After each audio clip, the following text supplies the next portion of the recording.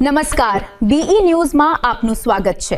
ચાલો જોઈએ ભાવનગરમાંથી અત્યારે મળી રહેલા સમાચાર। પોતાના ઘરનું ઘર આ સપનું દરેક સામાન્ય માણસ જોતો હોય છે। પ્રધાનમંત્રી આવાસ યોજના ગરીબોના આ સપનાને પૂરું કરવા માટે જ છે, પરંતુ ભાવનગર મહાનગરપાલિકાના પાપે આ સપનું હવે કેટલાક પરિવારો માટે દુઃસ્વપ્ન બની ગયું છે। વાત છે ભાવનગરના રૂવા વિસ્તારની, જ્યાં આવાસ યોજનાના ફ્લેટ માટે ગરીબ પરિવારોએ આજથી 7 વર્ષ પહેલા પોતાની પરસેવાની કમાણી જમા કરાવી દીધી હતી। વ્યાજે રૂપિયા લાવીને પેટ પાટા બાંધીને 3 લાખ રૂપિયા ભર્યા। તે છતાં આજે 7 વર્ષ પછી પણ તેમને તેમના હકના મકાનનો કબજો મળ્યો નથી। જુઓ આ વિશેષ અહેવાલ કે કેવી રીતે તંત્રની ઢીલી નીતિ ગરીબોને આર્થિક અને માનસિક રીતે તોડી રહી છે। તારીખ 17 ફેબ્રુઆરી 2019 આ એ દિવસ હતો જ્યારે ભાવનગર મનપા દ્વારા TP scheme number 3 Ruva final plot number 68 ખાતેના આવાસો માટે કમ્પ્યુટરાઇઝ્ડ ડ્રો કરવામાં આવ્યો હતો। ત્યારે આ ગરીબ લાભાર્થીઓના ચહેરા પર એક આશા હતી। તેમને લાગ્યું કે હવે ભાડાના મકાનમાંથી મુક્તિ મળશે, પરંતુ તેમને ક્યાં ખબર હતી કે તંત્ર તેમને ગોળ ગોળ ફેરવશે। તંત્રની નોટિસ અને ચીમકીના ડરથી આ આર્થિક રીતે પછાત એટલે કે EWS વર્ગના લોકોએ લોન લઈને અને વ્યાજે રૂપિયા લાવીને 3 લાખ રૂપિયા અને મેન્ટેનન્સ ડિપોઝિટ મનપામાં જમા કરાવી દીધી। આજે વર્ષ 2026 ચાલી રહ્યું છે। અંદાજિત 7 વર્ષનો લાંબો સમય વીતી ગયો છે, છતાં મકાનનું કામ અધૂરું છે। સાવિત્રીબેન ગીરી, ભાવનગરની રહેવાસી છું ને આવાસ યોજનામાં મકાન કરાવેલું છે 2019માં। હજી સુધી 8મું વર્ષ ચાલે છે, સોંપવામાં આવતું નથી, કામ બહુ ધીમું ચાલે છે। જઈને આવી છે તો કે 2 મહિના 3 મહિના એવી રીતે કરે છે। હવે આમાં ભાડા ભરીએ કે હપ્તા ભરીએ, શું કરીએ? ને માણસની ઉંમર થઈ જાય ને પછી મકાન મળે, મરી જાય પછી શું કામનું? બધાનું બાકી જ છે। 105 જણા ત્યાં પહેલી વાર કરીએ છીએ કમિશનર સાહેબને। અત્યાર સુધી અમે રાહ જોતા હતા કે આ વર્ષે મળે, પણ ધક્કા ખાઈને જ આવે છે, કામ જ નથી ચાલતું। આ માત્ર સાવિત્રીબેનની વ્યથા નથી, અહીં 80થી વધુ પરિવારોની આ જ હાલત છે। તંત્ર દ્વારા વારંવાર માત્ર ખોટા આશ્વાસનો આપવામાં આવે છે। કામગીરી ગોકળ ગાયની ગતિએ ચાલી રહી છે। આ લાભાર્થીઓ અત્યારે બેવડો માર સહન કરી રહ્યા છે। એક તરફ તેમને પોતાના ભાડાના મકાનનું ભાડું ચૂકવવું પડે છે અને બીજી તરફ જે આવાસ મળ્યા જ નથી તેની લોનના હપ્તા અને વ્યાજ ચૂકવવાનો વારો આવ્યો છે। આર્થિક સંકટ એટલું ગહેરું બન્યું છે કે હવે આ લાભાર્થીઓની ધીરજ ખૂટી ગઈ છે। આજે તમામ લાભાર્થીઓએ ભેડા મળીને મ્યુનિસિપલ કમિશનરને એક લેખિત આવેદનપત્ર આપ્યું છે।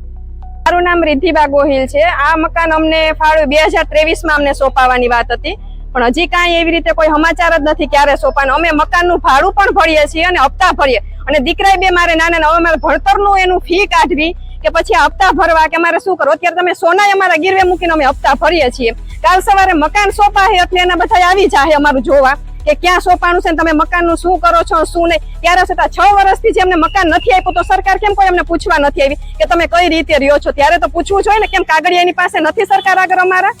હજી કદાચ 60% જેટલું થયું છે। અમે 4 વખત મકાન જોઈ આવેલા છીએ, 3 વખત અમે પૂછેલું છે કે અમારું મકાન ક્યારે સોંપાહે, તો કે 9મા મહિનામાં સોંપાહે, 12મા મહિનામાં સોંપાહે। અત્યારે હવે 6ઠા મહિના, એટલે 6 વર્ષ તો કોઈ ન કાઢી શકે। અને આ અમારી પરિસ્થિતિ અમારી એવી હોય ને ત્યારે અમે આ મકાન લીધા, નકર તો અમે બંગલામાં રહેવા વયા જાય। અમે આ કોઈ મકાન લેવા અમારી તૈયારી નથી। હવે તો મૂકી શકાય એમય નથી આ મકાન, નકર અમે મૂકી દઈએ। અમારી માંગ, અમને જે અમારું આ પૈસાનું અમારું રોકાણ થયું છે તો એમાં અમને વળતર મળવું જોઈએ, કારણ કે 6 વર્ષ તો સરકારે ન ખમે। આ તો અમે તો મીડિયમ વર્ગ થઈને અમે ખઈમાં છીએ, કોઈ સરકાર ન ખમે। એ જગ્યાએ કાલ સવારે અમે જો ભાડે આપશું તો સરકાર સીલ મારવા તરત દોડીને આવશે। ત્યારે બધું જોશે કે અમે મકાનનું શું કરીએ છીએ, બરોબર ને? અમે 6 વર્ષ કેમ કાઢી, સરકાર કેમ પૂછવાનું આવી? એની પૂછવાની ફરજ છે। અને એનું વળતર અમને ભાડું, અને અમે જે પૈસાનું અમારું રોકાણ થયું છે એ જગ્યાએ અમે વ્યાજ ફેરવા હોય તો અમારા પૈસા કેવડા થયા હોય? અમે અત્યારે છોકરાને ભણાવી નથી કે અમે પેટ્રોલ પંપમાં નોકરી શીખે અમારે મૂકી દેવા પડ્યા છે। એ તમારે ચેક કરવું સરકારને કરી જાજો ને। સોના અમે ગીરવે મૂકેલા એને કાગળિયા અમે બતાવશું તમને કે અમે કઈ રીતે હપ્તાને ભાડા ભરીએ છીએ, અને છોકરાની ફી હોય, અમે બધી જગ્યાએ અમે નથી પહોંચી શકતા, અમે મીડિયમ માણસ છીએ। આવેદનપત્રમાં સ્પષ્ટ માંગ કરવામાં આવી છે કે તાત્કાલિક અધૂરું કામ પૂરું કરવામાં આવે। આવાસનો કબજો કઈ તારીખે અપાશે તેની લેખિત અને ચોક્કસ સમયમર્યાદા તંત્ર જાહેર કરે। તેમજ તંત્રના વિલંબના કારણે લાભાર્થીઓને ભાડા અને વ્યાજનું જે આર્થિક નુકસાન ગયું છે તે અંગે પણ યોગ્ય સહાયક નિર્ણય લેવામાં આવે. જો હવે નક્કર કામગીરી નહીં થાય તો લોકોએ ઉગ્ર આંદોલનની ચીમકી ઉછાલી છે. મેહુલભાઈ કરશનભાઈ પ્રજાપતિ, અહીંયા ભાવનગરના રહેવાસી છીએ અને અમારો પ્રશ્ન એ છે કે અમને 2019માં મકાન એલોટમેન્ટ થયેલું આવાસ યોજનાની અંદર અને 2022ની અંદર સોંપણી કરવાની હતી. તે બાબતે હજુ સોંપણી 2024 થઈ છે તો પણ આપ્યા નથી મકાન અને તૈયાર થયા નથી પૂરા. અને જ્યારે આવીએ ત્યારે એમ કહે છે કે ભાઈ 2 મહિના થશે, 6 મહિના થશે. એટલા માટે અમે કમિશનરશ્રીને રજૂઆત કરવા આવ્યા છીએ કે જલ્દીથી જલ્દી અમને બધાને મકાન સોંપે. અત્યારે 105 ફ્લેટ છે, એમાં 3 વિંગમાં.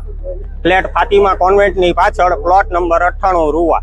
મારી માંગ એ જ છે કે અમને બધાને જલ્દીથી જલ્દી ફ્લેટ ફાળવવામાં આવે અને કામ પૂરું કરવામાં આવે, જેથી બધા અંદર રહેવા આવી શકે અને ભાડામાંથી મુક્તિ મળે. બિલકુલ.